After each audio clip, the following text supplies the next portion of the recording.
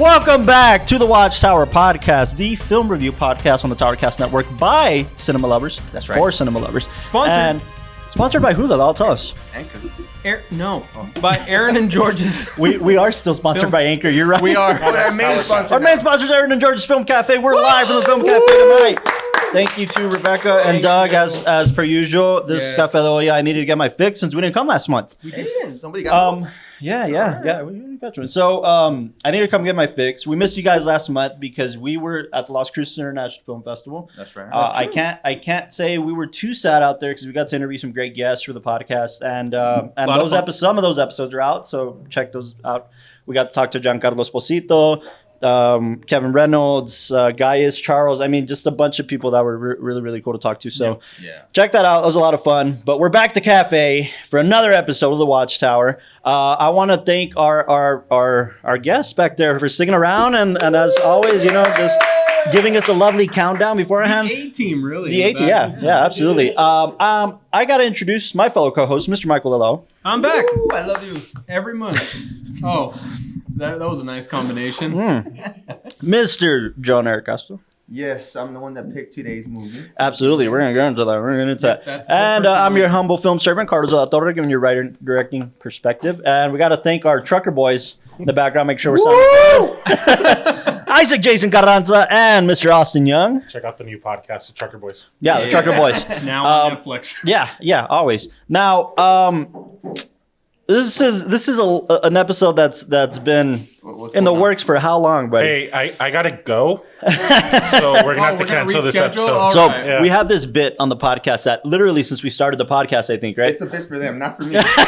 Well, the bit is yeah, you're right. For the bit's always been like the Jimmy Kimmel bit, where like, oh, we didn't have any time to talk to Matt Damon, because Castro's been wanting to do this film literally since we started the podcast. I got to do my favorite film. That was episode 1, Good Will Hunting. Delao got to do Harold and Maude, right? Yep. And then we just haven't done Castro's favorite film of all time. And it's funny because the 1 month that we needed to skip, it was like, hey, we're finally doing The Cable Guy. Yeah, we mentioned it on episodes. And then we had promoted it live at the cafe, and then we just couldn't. But finally, we're here. How do you feel, man? We're finally doing it. We're finally discussing your favorite film of all time. Look, at first I saw that there's not a lot of Cable Guy fans, but then I heard some laughs back there. So the laughs came in the right place. That's true. Classic, absolutely. Right? It's a cult classic. Now, before we get into our ratings, you guys know that when we're at the film cafe, the audience comes first. So we want to open it up. Anybody has ratings, comments on the film, questions, favorite moment, whatever you want. If you guys would indulge us, we have a mic set up for you over here because then I have to yell at you. You have to yell at me, and the podcast won't pick up the mic. Right? So there's a special chair. Jason, can you point out the chair right next to you where you can sit and just kind of give us your thoughts. Whoever wants to come up, and if nobody has any thoughts, then we'll make you believers, right, Castro? Yeah, maybe. Come up here and rate it. You sat here, you pulled up a chair and everything. I think you're ready to come. Yeah, man, you got some. Yeah, bring it on up. Let's do it. A lot of thoughts. Oh man, I don't know if that sounded good or bad, Castro. That's just where we're at right now. I got a lot of grievances with you. All right, buddy. Can you tell us your name? Absolutely. My name is Fernando Antonio Montejano. Fernando. I caught that first part, Fernando. Antonio Montejano. Yes, Thank you for coming down to the podcast, man. Absolutely. I could be wrong, but I think you shared our post earlier. I did. And you said you were going to make it, and you did. So thank you for that. Yeah, we appreciate of course. That. I was really excited, actually, because Cable Guy is one of those movies that I think in the history of film it has not been critically loved, Sure. But I always loved it, even when I was younger and I still wasn't fully into film yet. I thought it was a really great movie. I really enjoyed it. But then as I got older and I started to watch it, there was a whole bunch more stuff that I picked up on, especially after I started to really dig into film. Yeah, absolutely. So I don't. Well, I think people who grew up in the late '80s, kind of 90s. We just grew up watching it, and it was just kind of always part of our fabric of growing up. So we'd always revisit it, but you never knew what to put your finger on it. Was it a comedy? Was it this darker film? You just never knew what it was. You never knew, yeah. What was it for you? So I think initially when I saw it as a kid, it was for me it was sort of this this massive leap for Jim Carrey, which I think is why critically it did so badly. Yeah, Sure. Yeah, just come out with the mask.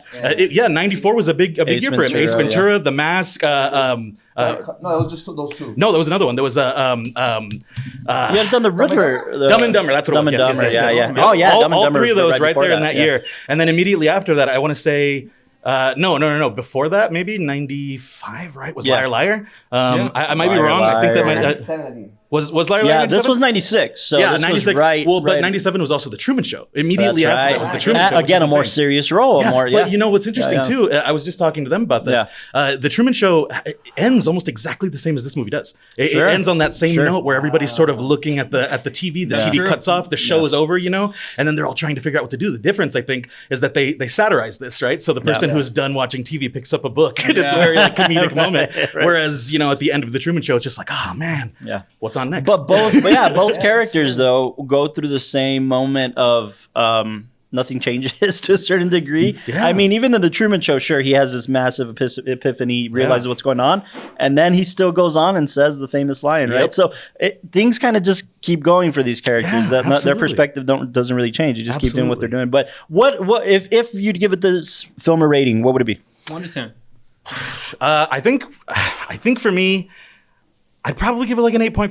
8.5? That's fair. I really love it. I love it. And I think where it gets muddled is that it wears so many hats. Oh, you know? sure. The film, especially like watching it now, you realize that there are so many different elements to the film, right? It's a psychological horror. It's a comedic, a satirical comedy. There are elements of horror within it. Sure. It's a stalker movie. You know, there are so many different bits and pieces. And what really like builds the film is that it's an homage to so many other things. Yeah, right? absolutely. But at the same time, I almost wonder, especially at this point in time, if it was less homage-y and it really stuck to the sort of satirical side, because it feels like it does that. It feels like there's a lot of moments where there are these really serious, intense bits where even Jim Carrey is sort of like layering in his acting. Like it's not just the stalker. He's like breaking into all of these other elements that exist within this character. And you can see that. You can see the sadness, you can see the seriousness, but then, you know, he shifts back into that comedic mode. And obviously that's probably Ben Stiller's directing. Oh, yeah. For sure. I read, you know what I kind of discovered when doing the research for the film, that this was Jim Carrey wanting to break out of these silly roles. This was his doing. In fact, the original script was totally different. The original script was more of a thriller. No. Opposite. The original script was all comedy, buddy comedy, very, very flat, nothing special, very goofy. And when Jim Carrey got a hold of the script, for one, Chris Farley was attached to this film to begin with. So this was going to be a Chris Farley film. Once Jim Carrey got a hold of the script, he's like, I want to do this. He was a bigger star at the time. And Chris Farley was attached to another Paramount deal, a 2-picture deal with Paramount that he couldn't get out of. So when all of this happened, he said, hey, I want to toss out the original writer. I want to bring in Judd Apatow to write, and I want to make this a darker film. This was Jim Carrey's doing. So we think, Ben Stiller and his style. No, this was really, because remember, this is Ben Stiller coming off the heels of his comedy show, right?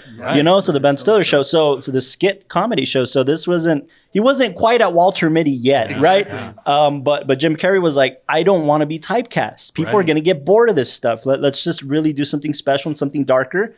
This was really Jim Carrey's baby, man. And I read people compare this to, especially at the time, it was like Hitchcock meets The Honeymooners, you know, or Rosemary's Baby in the sense of the stalking aspect meets The Honeymooners. So this was Jim Carrey's baby, man. This was really him trying to break out, and he was willing to take the risk because it didn't do well at the box office. You're right, critics hated it, and then eventually it turned into this cult comedy. So I think 8.5 is really fair, by the way. I think really so too. fair. I disagree, but well, I think the most of that is probably Jim Carrey, because he really does. He does such a beautiful job of carrying that character and like really finding the nuance. And especially like now that I watch it again, there are so many layers of like, I think it's easier to see now, but like the character is clearly on the spectrum. He has a lot of these moments where he's masking. He has a lot of these moments where the only way he feels that he can fit in or he can connect with people is through film, through the thing that through film and TV, the things that he grew up with. It's funny that you touch on that, because something they made a novelization of this film after the fact, fairly recently, like in the 2010s, I think. And the novelization touches upon a lot of the character aspects that were just cut out of the film, but that the filmmakers had kind of agreed on. One of these things was that he was abused as a child, and that his mother kicked him in the face with a steel-toed boot, which is why he developed the lisp.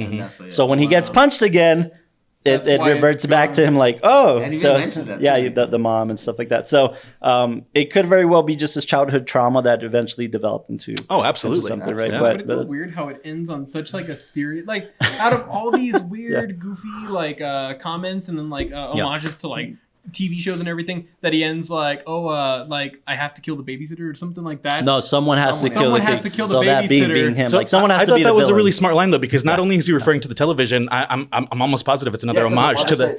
Mr. Babysitter. Remember when she's Yeah. Well, but also I think it's also an homage to Don't Tell Mom We Killed the Babysitter. The Right. film, the title of that film. Right. Yeah. So I thought there was a lot I of think fun there. just on the surface level too, it's just more like someone has to be the villain. Period. Right. And I'll take that because I'm terrorizing this couple. He literally takes the fall. Yeah.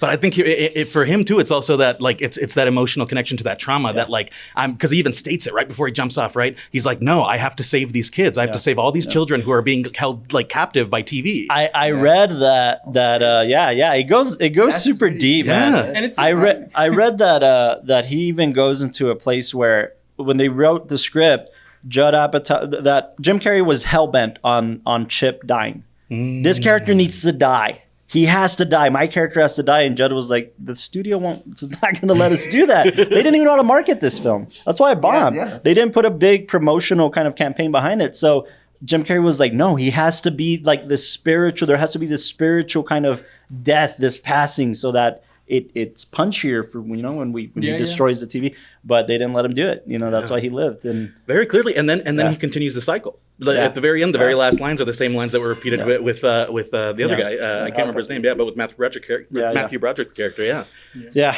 And honestly, there's a lot of that parallel too, because even that last fight, when they go back to the tower, when they're back at that cable system, I think that's like one of the most interesting places because there's a lot of really beautiful shots throughout the movie, like the one through the peephole as he's having the dream. That one's incredible, and even that whole hallway scene. It's very, very, very intensely horror. I think you're right, but I think it was just Ben Stiller showing his chops. I mean, for like sure. as a director, he's a fantastic director. People don't see that. It's just crazy, I think, because the movie for the most part follows the formula of like a comedy, and then when you get to that point where there's like sentiment, where like things get deep, and Jim Carrey starts to like reveal more about his character, it's while you're there, and there are these big sweeping shots of the sky with that big satellite that are there. They really put a lot of prominence on it, and then they bring us back to that beauty point. shots, right? The beauty shots of his character. This is his. I'm ready for my close up, Mr. DeMille. Absolutely. This is absolutely his moment. Yeah, that's great, man. That's really good insight, Fernando. Thank you. I appreciate that. Yes.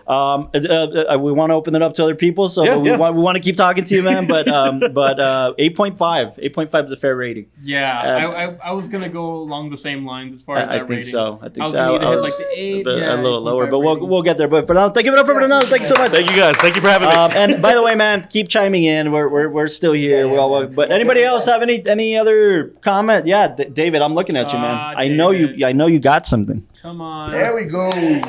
Former Oscar winner contest. Oscar contest winner. Oscar contest winner. David, come back on back. Mike. That's not like a 10 rating, right? Oh. 10? No. He might. He tends to agree with you on ratings. He's pretty. I remember his He's rating pretty last fair, time. yeah. All right. David, thank you so much for coming back, man. Thank you for joining us. Yeah. I missed this. I know, man. I know. We're back. We're back. Yeah. But what's up, man? Give us your rating. What do you think? I'd go maybe 7.5. Yeah. Okay. I really like it, but I think it's just missing something. The it factor, Yeah. I think it's missing. I think Fernando pointed out a lot of things about that, man. Like wearing so many hats really just is what's going against it. Was this the first time you saw it, or you saw it a long time ago? No. I like same as you guys. Like growing on up. it stuff, It's just like on TV and stuff. So you don't think like it holds up? That's what I'm thinking. I think it's missing something because then suddenly I'm like, oh my god, it's about to end. They're already going to the tower, and then he's got like the girl, and it's like I feel like there's like a missing. It was a short runtime. I mean, an hour 36. Yeah. By the way, that whole ending scene with the girl like went super fast. It was like he's going, they're talking, It did. Next thing she's tied up, but now she's not tied up. And it could have been a much more. Got knocked out. But it could have been a much time more layered film if they wanted to go that route. I mean, they were going to make a dark comedy, right? But it could have been a more layered film if they sprinkled all the aspects of his character and why he's like this in the beginning, right? And I mean, well, you get clues throughout the film. no, Yes, it is. you get clues as he's a psychopath or sociopath, but you don't get clues of why. Well, you see the mother leaving and saying, "Hey." honestly, You know what I'm like saying? All these I would've wanted all these more. references I want to to- say something about the whole like his backstory. Yeah. Uh-huh. Because it's like, he says that thing about the steel boot, and then Right, we get like that flashback.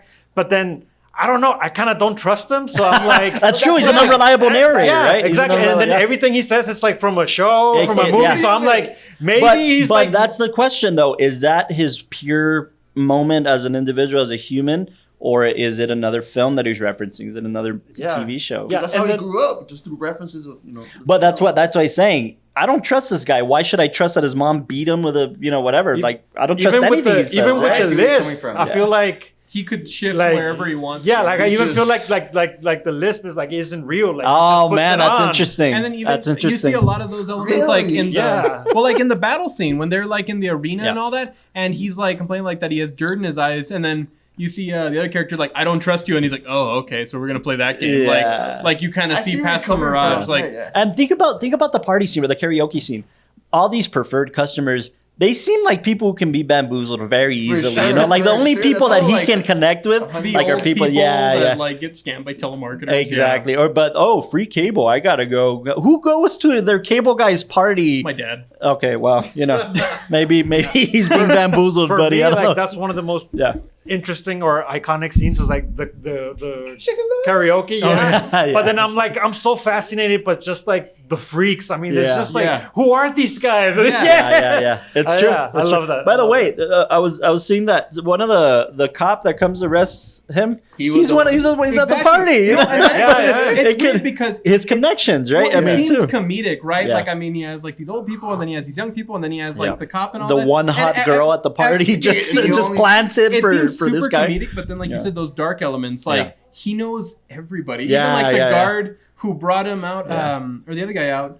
When he's doing the and he's like, "How you enjoying that sports package?" In the back, he's Yeah. like, "Good," because he just has. It's kind of connections scary, everywhere. right? Like you could have connections to the Exactly. mayor. You could have connections to like he could really do some damage Like, if he yeah. wanted to. It's crazy. So in the sevens, Yeah, I'd say close to 8. okay. But yeah, that's sort of. But I'm really interested to see where you guys take the conversation, because I have like sort of an idea Yeah. of like, Like some bias. because I think it's very 90s, right? It's Right, like the whole right. cable Yeah, for TV sure. was always on, Yeah. Right. et cetera, et cetera. And I'm like, now times have changed. Like now, I don't think it's the cable. Now I think it's like social media, The like internet. phone, like Yeah, for Instagram. sure, for sure. And so I don't know. I feel like it's like it resonates that way. Yeah. Like it dates it because it's like, oh, cable. Sure. And maybe some people like newer generations Yeah. don't get it. That's what I was. Yeah. But the book aspect is what but stays yes, the same, like right? that aspect, like people relate. Will be like, oh, it's like now we're like, Yeah. put your fucking phone. Oh, yeah, sorry. yeah. No, that's fine. Yeah, put your fucking phone down, people. Put If you your don't phone down. Yeah, I'm yeah. passionate about books, man. Don't apologize.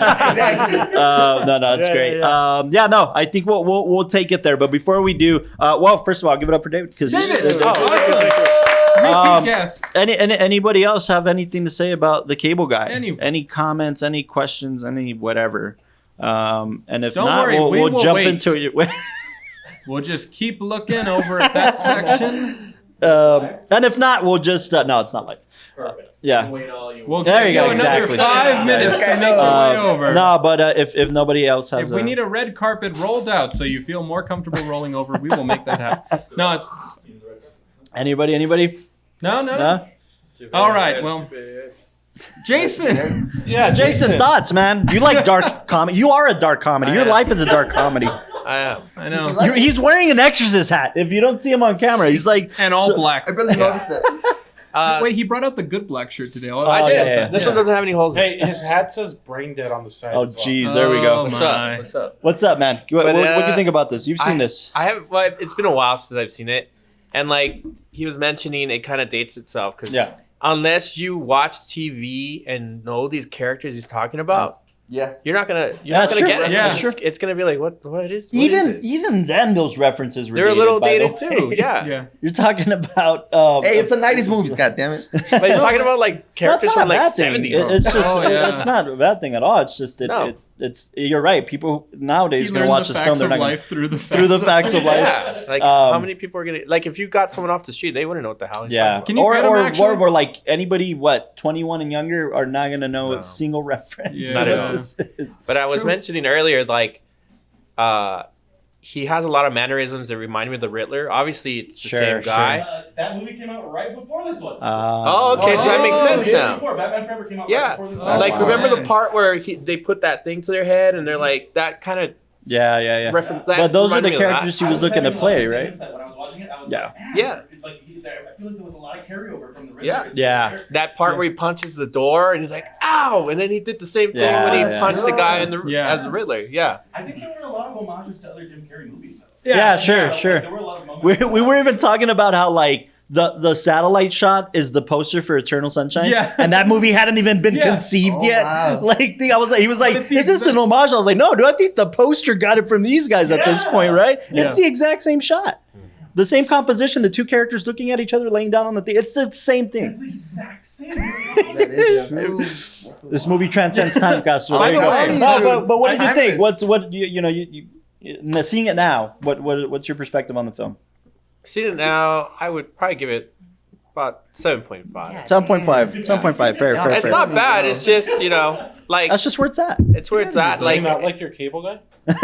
he's over there, you know- and I don't like him. Is there anything this man can't Michael. coil? Yeah. No, I was gonna say also something that dates itself that I haven't heard in ages is like the slipping money to the cable guy with the premium package. yeah, that's that a good doesn't point. exist anymore. That's a good Like, That was a point. thing, though. Yeah, no. Is I that know no? the thing. Is it now the Wi-Fi guy? Like it's the same company, right? So you just slip them for faster yeah, fiber Wi-Fi. optic guy. let me Nowadays, get if a you want, like, gig. There's no like nobody has that concept anymore of like the premium channels Yeah, and like things that's that you can true. get. Everybody just Everything's like, streaming, everybody rips it now, or, including this film, which is on Netflix. And that's where we saw exactly. it. Yeah. So it's weird, but Yeah, a lot it's a of good like point. It's those a good point. references are kind of like dated in and of themselves. Yeah. So Although I will say, I think just to the perspective that David and Fernando offered of like, if this film were remade in today's age with today's kind of concepts, it would succeed. Yeah, exactly. It would really, yeah, I think it but would. what is it? Like who's that person you're calling that ends up like infiltrating your life? I mean, at this point, the cable guy, the character Internet. itself, Internet. yeah, sure, but the cable guy itself, like Social the media notion of influencer that wink? character, it could be anybody. It could be your barista at your local coffee shop that you see every day. Like it could be anything.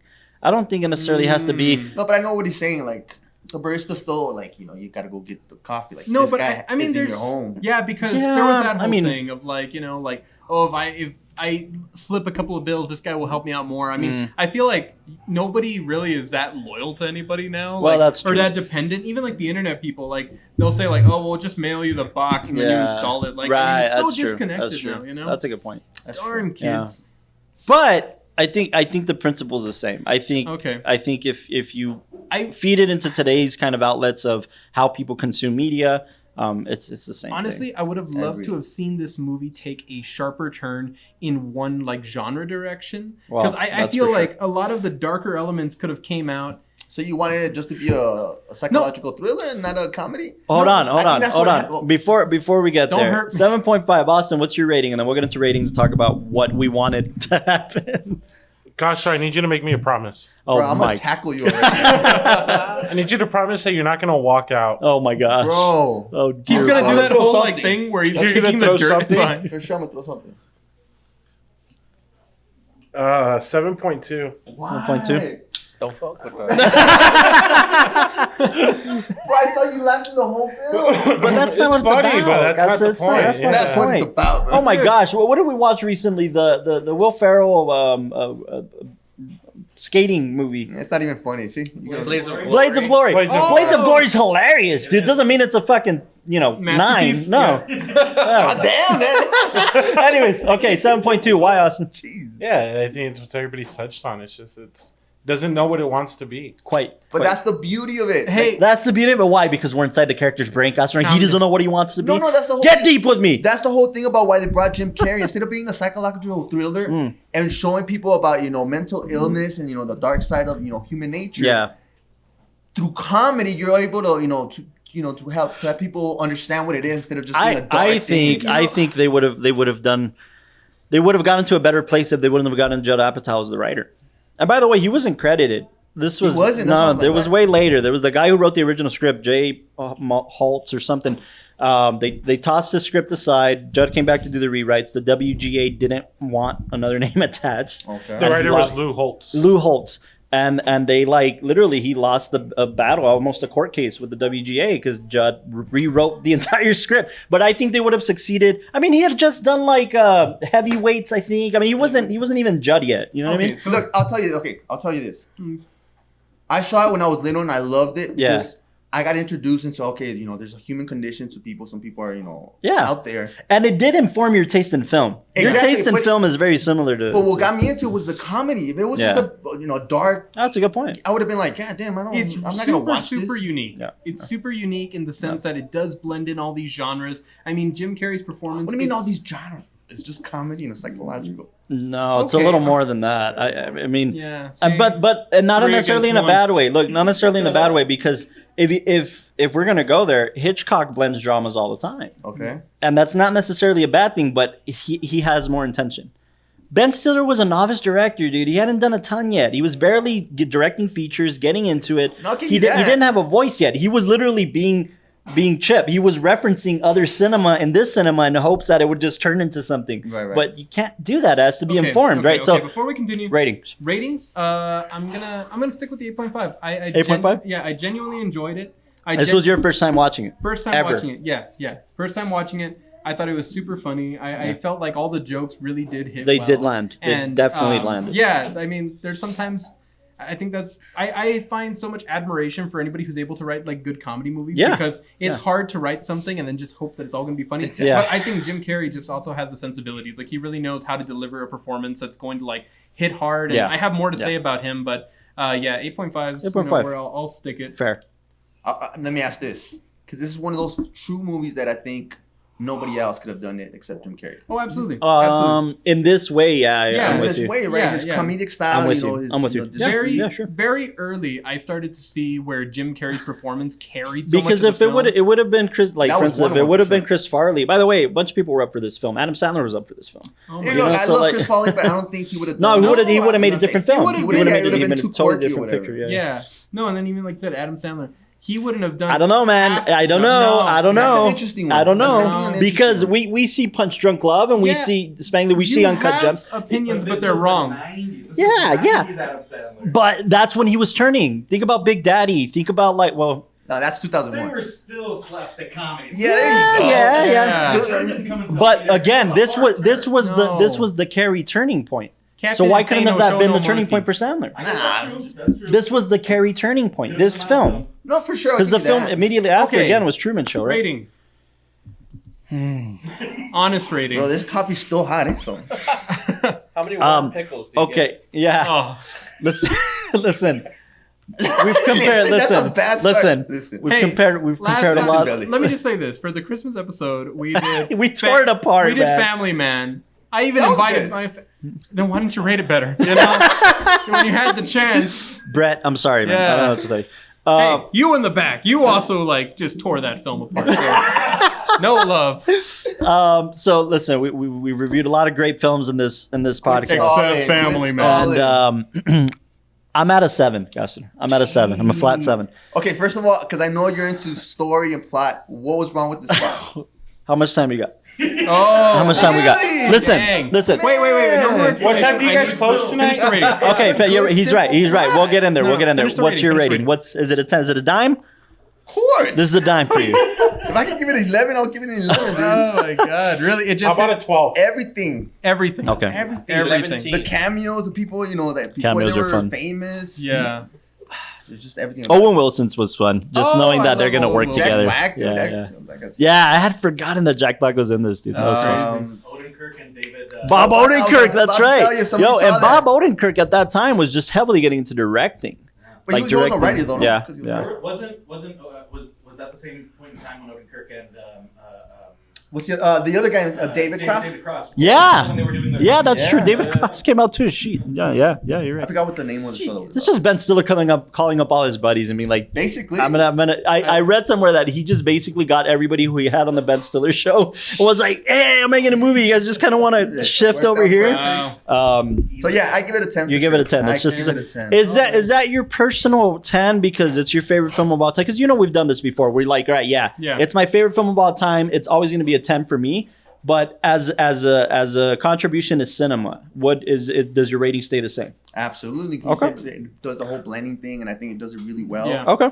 But By the way, me talking about how I'd like to see this one shift towards another genre doesn't take away from the fact that I can appreciate what this did. Yeah. It's Okay. just my own personal curiosity because of how much I could see the sensibilities. It already has going for it. I could already see how much of the sensibilities, if it would just shift in one direction, it'd be super interesting in another genre. Yeah. But that doesn't take away from the fact that this blend, this mixture, the performances, everything, like really held up. For I give it a 10, like he was saying, since I watched since I was little. Yeah. As I grew older, I started noticing little things. You know, I started loving like Jim Carrey's. You know, he's a good improviser. Yeah, for sure. Oh, I read yeah. a ton of this where, film was. You know, it wasn't in the script for him to be like, but that was him just. By the way, the entire medieval times sequence was not in the script. That was Jim Carrey's idea. Oh shit. Yeah. By the way, so as I think they were doing it in operation hours too. Oh my they goodness. closed down they closed it down. Oh, okay, yeah, they okay. closed it down for and Jim Carrey's surprise, it was like, you guys have never shot anything in a medieval time. This is the first time anybody ever shot anything in medieval times for the same reason. So as I understand it correctly, Judd Apatow and Ben Stiller went to visit Jim Carrey on the set of Ace Ventura, the sequel, right, that they were shooting. To pitch him For like, no, because they were already interested, right? And for like 3 or 4 days, they stuck around, and at a bar, they literally got the script and were like, let's tear this thing apart page by page. What do we like? And on bar napkins, he was writing like, all right, I want to do the gel thing. I want to take my shirt off and I want to put my... No way. Oh, Billy. It was just all on bar napkins that they were right just there. spitballing right there. So this was a ton of Jim Carrey influenced. I'm telling so- you. I was So gonna- for cinema, for sure. Yeah. Let me ask you, like, It makes a dent. well, I gotta ask. 2 parts. So one is your rating influenced by how difficult this is as like for an actor to pull Absolutely. off. That's a good, Oh, that's a good that's question. definitely- Yeah, I don't know if you want to dive into that because I think like he was saying, it's Ben Stiller's first, so it's not his best. He doesn't know his craft Yeah. yet. So I think this is one of the true films that Jim Carrey carries the film. I'm sure he may have directed like TV, like episodes of his For own sure, show, you stuff know like what that, I'm right? saying? But not But not a as feature far as- film, not a feature. But Yeah, this was definitely, at least from what you feel and maybe from what you know, let the actor kind of give us all he can. it would have been a Exactly. huge disservice not to, man. Yeah, I feel like, I don't know, maybe you could tell me I'm wrong, but I feel like this is one of those scripts where I think Ben Stiller let him to be like, you don't have to be verbatim, Yeah. but, still go with the script. Yeah, do your thing. no, you're absolutely right. Whereas, like, I most think directors it. don't allow that. No, I think it would have been a huge disservice, but because Ben Stiller's an actor and he's a comedic actor at See, that, man, he knows. he knows how to unleash Jim where he needs to. Like a but player's coach, yeah. but it's kind of genius to have Matthew Broderick be the opposite of that, right? What do you because guys think of him? look, Right? man, Me too. I'm not. It fit the character. Everybody and their mother loves Ferris Bueller's Day Off. I could care less. I didn't like that movie. alright. I think it's overrated. I could care less. Yeah, you with me, David? Yeah. I'm with Oh my God. I could care less. It was fine, whatever. But him as an actor, I think this is where I really started to see him. Like, yeah, he wasn't the best, but this was like a huge counterweight for Jim Carrey. Yeah. Right. Oh, okay. It was okay. kind of like the That's pretty grounding factor because It is, yeah. I feel like when you have films like this that there's so much going on and it gets so insane, you need a character who's really going to ground Yeah. like this is the real world. And when you look at him, he's kind of like, what do you mean I went from just being my cable guy to like now he's in my home, Yeah, he knows my yeah. family, he's talking to like my ex like girlfriend, Yeah. like I think his character really helps you see the not the comedy elements of it, but like, oh shoot, like this guy's really invading somebody's personal life. Yeah. So I think his character really helped to like emphasize the extravagance. I guess, Yeah, of, like, Carrey's role. and I think Ben Stiller just maniac being energy that was yeah. Ben Stiller being a Sociopath. fan of cinema, I think just that's where he comes in as a director. He's gonna get Broderick, who is gonna ground the film. He's gonna get Jim Carrey, who's gonna heighten the reality of it all, right? Right. But he's just gonna sit there and make it look pretty, and bring in these concepts of cinema that are gonna feed the style that he's going for, depending on the sequence, right? Because it's all over the place. But I think that's all Ben Stiller did. I don't think he had it. And by the way, ballooning the budget too. Half of this budget went to Jim Carrey. Gosh, Jesus Louise, man, this was the highest paid, Bro, he highest paid deserved it. role in cinema at the time. $20 million Deserved. for Jim Carrey because he was huge, right? This was the The 90s. budget was 60. The budget was 40. 45, So half of it- and half of the budget went to your buddy over Which here. I okay? totally understand. But honestly, And then the other half went to the helicopter sequence at the end, man. That's it. That's where the fucking budget goes. honestly, this is like one of the few films that you can't say that they put too much money in an actor that didn't perform. No, you're right. You're right. That's the thing. Because not only did he not contribute as an actor, he brought his game, but he contributed contributed to the development of the script. So he cared. He obviously cared. I mean, honestly, like it goes back to like what you were saying. Nobody else could have performed this, and this was. It almost feels like this was more of an exercise in creating Jim Carrey's like. I have this theory that they didn't care, and by they mostly Jim Carrey.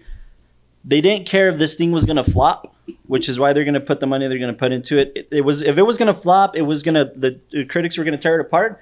This was an opportunity from Jim Carrey to just step out of the comedic role. Yeah, which is so I think that alone was Jim Carrey's like, dude, I could be getting paid more money for doing another Batman or doing another Warner thing. I'm just gonna take this chance so that I can crack out of the comedy. So I have this theory that like it's a huge acting exercise for him. The whole film, and that's all it did for like to kind of further his career. That'd be beautiful if it was, but wouldn't he need to take like a pay cut just to make the film a little bit better?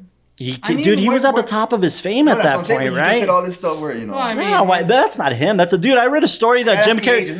I read a story that Jim, when they were in negotiations, that he sent his manager and his lawyer and made them dress up as Ace Ventura so that they wouldn't lose sight of who they were representing. Nice. So Jim Carrey. Jim Carrey's gonna Jim Carrey. Yeah, it is what it is. If somebody says that they pay you a lot of money and they let you like do whatever you want in this film, like you wouldn't say like. I think you would have taken a pay cut. I think he would have taken a pay cut if they were like, I don't know if this is gonna work. Like then he would be like, no, because he wants. But you know how far they went. Listen, this script to begin with. There was a bidding war between all the studios. Columbia won for $1 million. They bought the script for $1 million, and this was a lot of money at the time for a script, right? So they bought the script for $1 million. Chris Farley was already attached. Okay, they were already in pre. Yeah. When they heard Jim Carrey was interested in playing the role, they paid Chris Farley off to not be in the film and still paid Jim Carrey his 20. Is that for real? Yes. So like they were willing to go wherever Jim wanted to go, man. Like at that point, he called the shot. So. He would have taken a pay cut if they were like, maybe. No, I'll take 10 for it. I'll take 5. Like, let's just get it off the ground. But no, I see what you mean. He was at the height of his power, man. It's really funny how with this film, like we've talked about like Anderson films, and it's almost like you can't talk about any one of his movies by itself without talking about the style of Anderson and everything that goes into it. Like more than any individual actor, like it's the world that they craft. And with this one, it's very much a Jim Carrey. The world that he's able to craft. It's his world. We're just living in it. Yeah. For sure. It's so like, I mean, I don't know. There's just so much to like dissect in his role and everything that he puts out there. I think it is obviously a character study for people who study psychology. Legitimately, it really is. I really believe that. That's why I loved it, dude. But it's not like when we talk, we have spent hours talking about the Joker when it came out, right? And why I disliked it and why my whole thing on it. But as a character study for just a psychology of it all, it was genius. Perfect. But it leaned into the genre that it was trying to use to his advantage. And this scenario was like, look, man, we gotta sell funny because everyone knows Jim Carrey is funny. So we're gonna sell funny, but this character study is still like, dude, this is just I think it was a perfect way. You said it earlier. That's why it failed. Yeah. It's because they didn't know how to market it. They didn't know what to put it out as, and it's because Jim Carrey being so involved in like changing things. And that's I agree with that, but I just think it failed because people were expecting an Ace Ventura. Yeah. No, you're right. You're right. But I think that's because of the marketing. I think I read somewhere that like it just has a straight. I read somewhere that the original trailer of the film, has like 10 scenes that they didn't even use in the film. Oh man, I gotta see this. Yeah. So like, and again, the girl's name, Leslie Mann, but her character's name, she had a bigger arc in this too. Like she started dating Chip at one point in the original script and the kind of some of the scenes they shot, and then they tossed it. They just tossed the. It's one of those Casablanca things, man, where like Casablanca worked out because you had fucking 40 writers doing the script, and then it was just one of the other ones that was added to the mill of Warner Brothers. Then this scenario was just like, well, we don't know what this is going to turn into. Let's just throw shit and let's just like, and then it was blended into this kind of beautiful. No, like it's blended into this beautiful piece of art at the end that's sculpted, but that doesn't mean that all the colors on it are not different. I disagree that you guys saying that it doesn't know where to go. I think it did. Dude, that ending scene, even the ending scene where you see Jim Carrey, like he's gonna fall off into like the satellite tower and all that. the music's so weird. The score That's is what so it's like. supposed to make you Why? feel. No, Why? the score is so goofy for Because it you don't being know. Yeah. I caught that. It literally, there's a moment. I think it's when Matthew Broderick is pulling up to the satellite when he's getting Yeah. out of the car. Uh-huh. He's getting out of the car and he's running up. That score, if they change, I think you even told me, you were like, where have I heard this song before? I was like, dude, it sounds like Jurassic Park or something. Yeah. Not like it was not what it was. It was more upbeat. It was more Yeah. It was not a thriller. And in that moment, you're sitting in like a thriller moment. Yeah. He's going to this crime scene that's occurring. This thing that's happening. What you're saying? That's what it was supposed to do. Well, I'm talking about when he jumps. When he jumps. What was it supposed to make you feel? Oh my Like- god, the jump! It's one of those things where you don't know if to root or not for this guy. 'Cause No. obviously you're not That's supposed to root for him, that's right? true. That's but he's true holding because it with a yeah. stapler. Yeah. I know, Like, you know what but I'm saying? It's just I by the end of this movie, you can understand this guy's a lonely guy, Yeah. a little off for sure. I just couldn't get over the fact that when I'm supposed to feel Jim Carrey's character be like, like we got to kill the babysitter, Yeah. and then he just like falls back. Because for him, everything's Yeah. a movie. No, that's the thing. Look, for him, that's nobody- his ending. nobody's It's saying- supposed to be spectacular for him. I won't say nobody. Just like a movie that he's watching. I'll say me. Oh, Yeah. God. I'll say me. I'm not expecting Jim Carrey to save this movie. If it's saved, it's because of him, dude. But the filmmakers did not know what they wanted to do with it. No, listen. Let me tell you why. When you're watching The Mask, right? The Mask knows exactly what it wants to be. Yeah, that's a right? comedy, yeah. What is this? It's a dark comedy that still doesn't. No, that's what it is. It's simple. You don't gotta add. It's, Listen, if you were psychological watching, comedy. let me tell you the difference. Let me tell you the difference. When you're watching psychological comedy, Yeah, it's the first time I hear that one. I have Listen, to think about it, then I It's laugh. just boring. It just got boring. You know, when you're watching a Christopher Nolan film, Right. and then some guy's you see a guy holding a girl hostage with a fucking staple gun.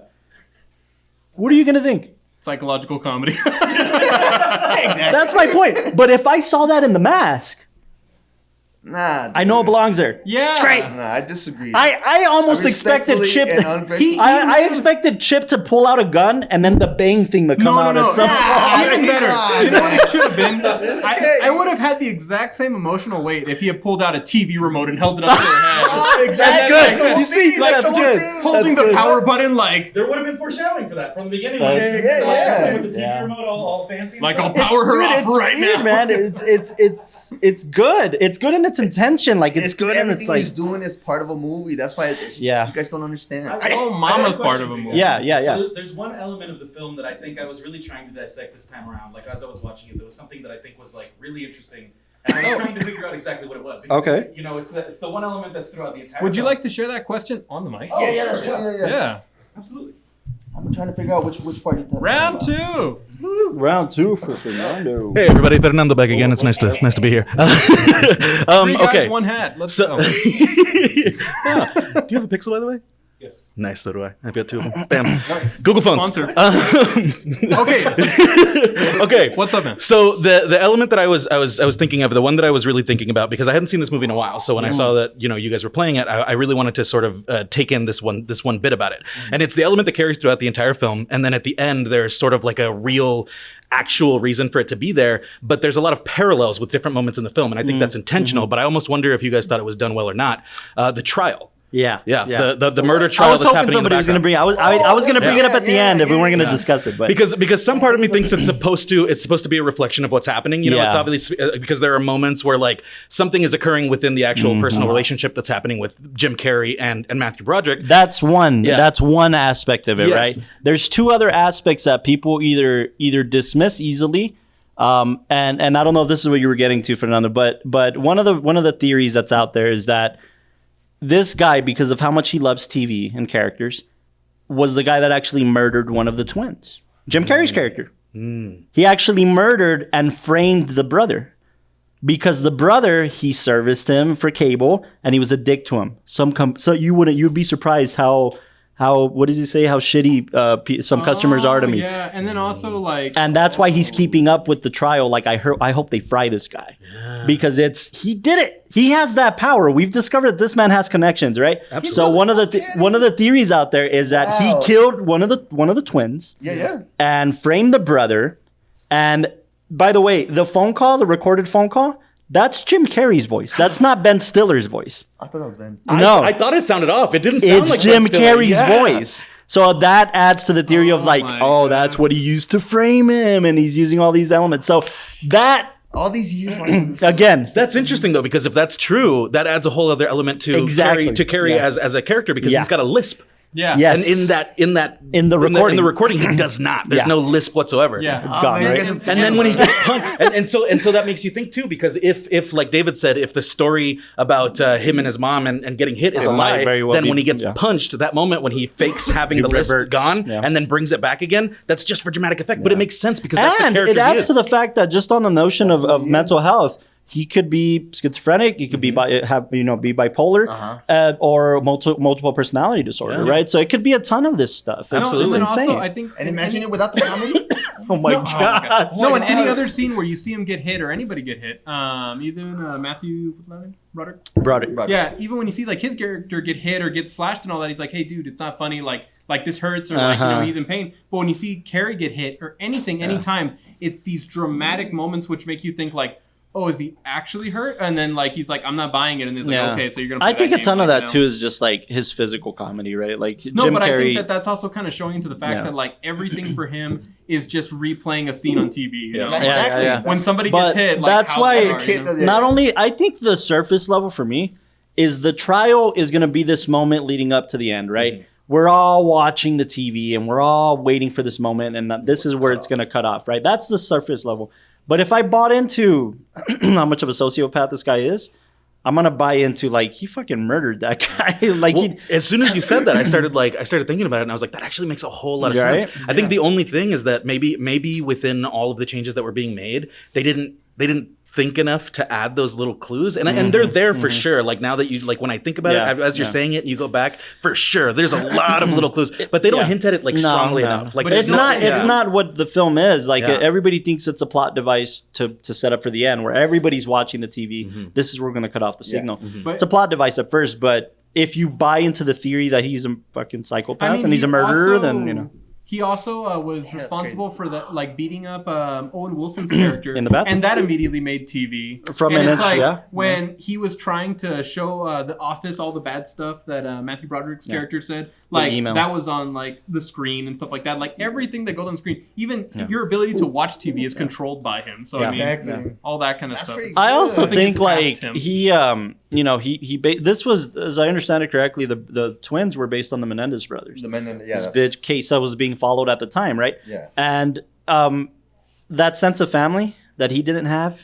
I mean, killing one of the brothers, it feeds into his even personality, like when, right? The flashback where he's like, "When are you gonna give me a brother?" Right, you know, like right. We could have been blood brothers. Yeah. All that stuff, man. Dude, all that stuff. Good. Whoa. I don't know, man. Again, it's one of those topics of discussion that's out there. That's like, well, what do we believe? Yeah. Yeah, I had to know. The trial. No, I'm glad you brought it up, man. I'm glad you brought it up because it's huge. It's also, a huge aspect. I really like the commentary on that especially these big like trials that happen at any time. Like everybody's glued to the TV, everybody's waiting for the verdict, but everybody's like kind of controlled by the screen and stuff like that. Yeah. So it was also one of those ways that not even like kids watching and being like babysitted, but also just like adults who like cater their entire lives, like that whole all the rooms that are filled, families and everybody, just to watch this trial. And we're also he got to affect that. He got to affect that. Yeah, I agree, man. It seems like you like it a lot too. Yeah, 8.5. Hey, a couple fun facts before we kind of start wrapping it up. I think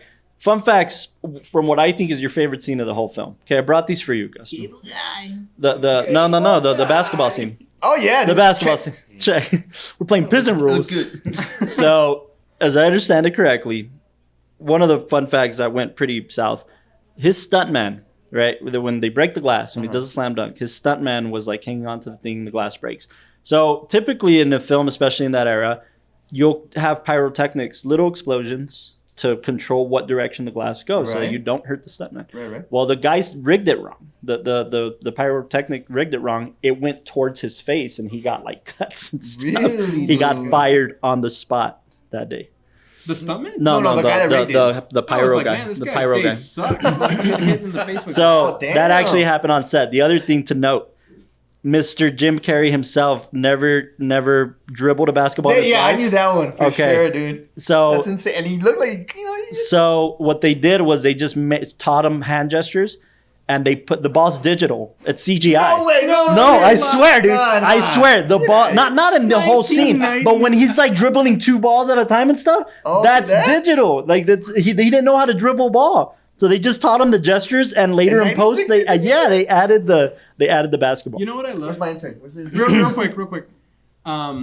For anybody who watches our show and like follows us on social media and all that, I love how anytime you say a fun fact, it automatically gets turned into a TikTok moment now. Oh my gosh. So I can already like see exactly what We're gonna have to cut the basketball scene into the TikTok. Exactly. Oh my god. But I'm serious. This was he didn't know how to dribble the ball. I knew that he didn't know how to dribble, but I mean, They put the ball into. I play basketball. Dude. I mean, that seems pretty simple, but somebody had Oh, never. calm down. I know. I think I even turned to you and asked, like, is that why you're into basketball? Because of this scene? Like, No, dude, but anytime we're even talking about basketball or referencing or playing basketball, Castro will reference this scene. We're playing prison rules. Like, that's his line. Yes.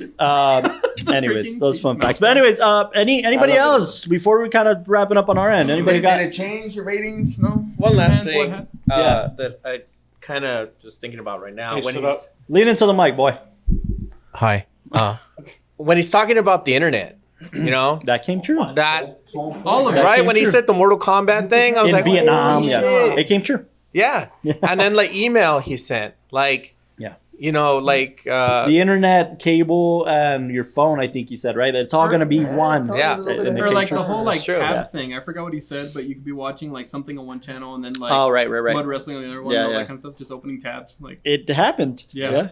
Yeah. that's crazy. that was what Kind of scary, in man. my- Telling you, it transcends time, Gus. Do you have a friend Telling in you, bro. Vietnam that you played Mortal Kombat with? Yeah, his name's Tootsie. Shout out Tootsie. Shout out to Tootsie. Shout out. Shout out.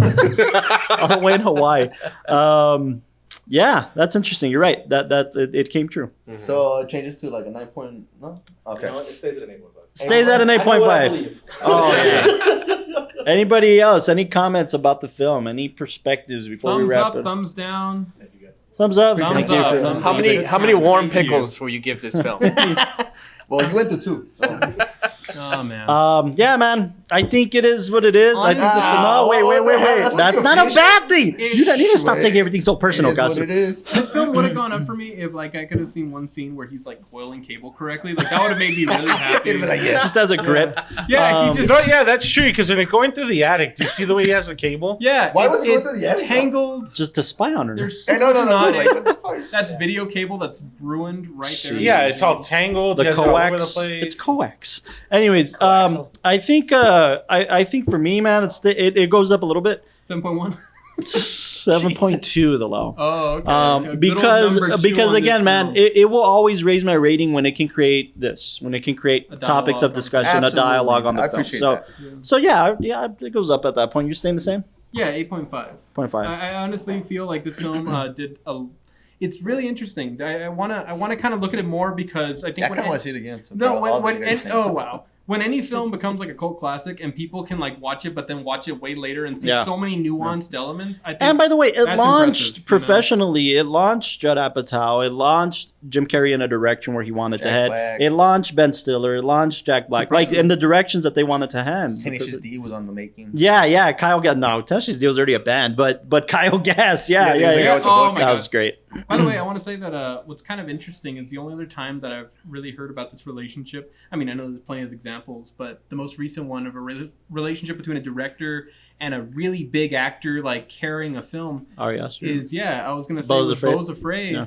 that I was hearing. Oh, yeah, I want to see that one. Don't spoil it. No, I'm not gonna spoil anything. But what's Sheesh, interesting, man, that's gonna be is an that episode down the line. that was I one of the guarantee ones that. that when Astor was able to get a hold of Joaquin Phoenix and they were doing a scene like Joaquin Phoenix was performing. It was Pulled one him of the aside. early scenes, and then Ari Aster just stayed back and he's like, "Okay, that's good. Next scene." And then Joaquin like stopped everything and went up to him and said, "Are you like fucking with me right now? Like really? Like are you not gonna?" What do happened any-" was he pulled him aside because Ari Aster was like giddy.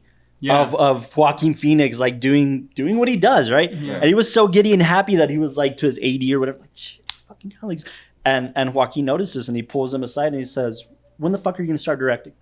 Oh yeah, I mean yeah. Because it's not just that Joaquin Phoenix is in your film. He said that. You like know, you it's gotta- not Joaquin being in your film. You're getting a joy out of this. When the fuck are you gonna start working? I agree with that. Yeah. It was like, yo, and But I then mean, it's interesting because where Yeah. some people would that relationship with a massive star, right? Yeah. Some people would have taken this and just said like, okay, kind of like this, like Jim, show us what you can do, and other people would have been like, I'm trying to come here and be challenged. I'm trying to come here and see something else. So it's interesting that this film, I think, took its direction. And I think that era of cinema doesn't lend itself to a ton of that, right? Like if a character, if an actor wanted to turn into a different direction and go into more serious roles, it doesn't always work out. Yeah, absolutely. Yeah. So I think it was good. for sure. So that's why I think it goes. You going up to 12?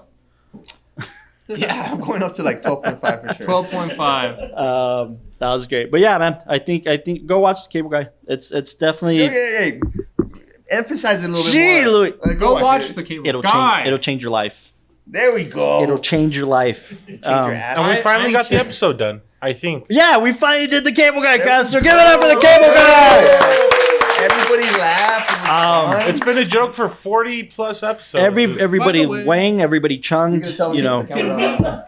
Hey, Oh wait, did we even press record? Hey, we're That's not why it's rolling. not red. shit, we Yeah, I gotta don't think do we're it. rolling. That's I a get real low battery life. That's a low battery. That was right when we started the episode. Just a big thanks again to Aaron and George's Film Cafe. Yep. Because it has always been the best coming here and having these kind of discussions. And It's the best. they let us put any movie. Yeah, I mean, we've yeah. tried to throw things. What's up with that? Any movie? Hey man. Anyway, you're gonna go to we'll see you Alamo. next You're gonna go to week. Oh my Alamo and God. tell them I Great want to movies. screen this. You know. You know what, Leo Castro? Put it this way: Alamo would screen Cable Guy over the Family Man. So Tune in next week. No, not seriousness. Go check out The Cable Guy. I think there's a lot of points of discussion here. Again, great people were involved in the making of this film, and it is a cult classic. It definitely is a cult If you classic. didn't grow up with this film Yeah. and you're of a younger generation and watch the show, Yeah. like, let us know, I guess, kind of like, what are your thoughts on it? Yeah. Because I feel like a lot of the references, like you were saying, Jason, they'll get lost really easy, all the TV show references. And It then wasn't that's that okay. realm though. It the wasn't that cats. realm of these movies where like 90s action comedies were what were hot, and Yeah. and this was in the vein of that a little bit, but it wasn't trying to be just that. So you got to respect it. You got to respect game, respects game, right? Appreciate Next week, I think we have another Las Cruces International Film Festival episode coming out. Yep. But I think. Oh no, do we want to announce what episode it is? is it Gaius? Yeah. Okay, it's Gaius Charles. So check it out. He talks to us about like Friday Night Lights, and he's doing the new Walking Dead show, the Manhattan thing that he told us about. So he's doing a ton of stuff, man. It's awesome. So check it Great out. conversation. And then next, who's next? DeLau? No, I Yes, Serious Man. Oh! Serious Man drops. We recorded that episode already. Serious Man drops. That was good. That was a good chat. It was a good chat. Check it out. Sad afterwards. Yeah, It was nice. we tore that film apart too. So if you're I feel interested, torn. but yeah, we want to thank everybody for coming down. Thank you to the audience for sticking around. Appreciate it. And stay tuned for the next episode. Catch us here next month. Yes. The month of June, we'll be We will here. have a movie. We My will have a birthday. movie. I don't know what we're doing live yet. I think it's your turn. Is it my turn? I think so. Oh, man. I could be wrong. You give it to me, it's gonna be my birthday. Oh, that's a good point. Anyways, join us at Aaron and George's Film Cafe and just come every day, every week. They have cinema playing at all times, and they have lunch, and they have cafe. dinner, and Absolutely it's amazing. BYOB and certain events and stuff. So just come and check it out. It's going to be a good time. And join us next time in June. I think it's second week of June, second Friday of June. It's usually that week. We'll be here. Okay, so thank you for tuning in to the WatchTower podcast. We'll see you next time. Thank you, everybody. Love you guys.